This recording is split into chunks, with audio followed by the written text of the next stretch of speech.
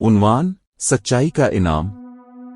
पुराने वक्तों की बात है, एक छोटे से गांव में एक नेक दिल लड़का अहमद रहता था।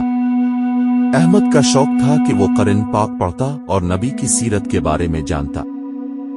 गांव के लोग उसे बहुत पसंद करते थे क्योंकि वो हमेशा सच बोलता और किसी का दिल नहीं दिखाता था। एक दिन गांव में खबर फैली कि गांव के करीबी जंगल में किसी ताजिर की थैली गुम हो गई है, जिसमें सोने के सिक्के और कीमती पत्थर थे।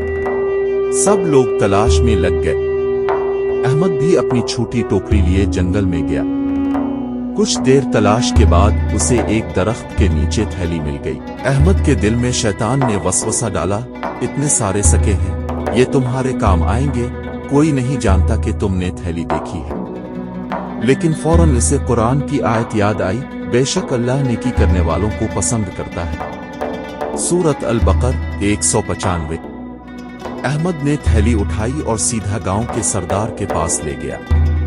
ताजिर को खबर दी गई, वो आया और खुशी से अहमद को दुआएं देने लगा। उसने कहा, बेटा तुम चाहो तो ये आधे सिक्के तुम रख लो। अहमद ने मुस्कुरा कर जवाब दिया, मेरा इनाम मुझे अल्लाह से चाहिए, जो सबसे बड़ा देने वाला है।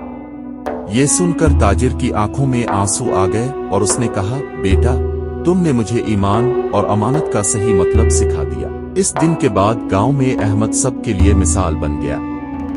लोग अपने बच्चों को इसका वाकया सुनाते और कहते, देखो सच्चाई और अमानतदारी कभी रायगा नहीं जाती, अल्लाह इसका सबसे बेहतरीन बदला देता है।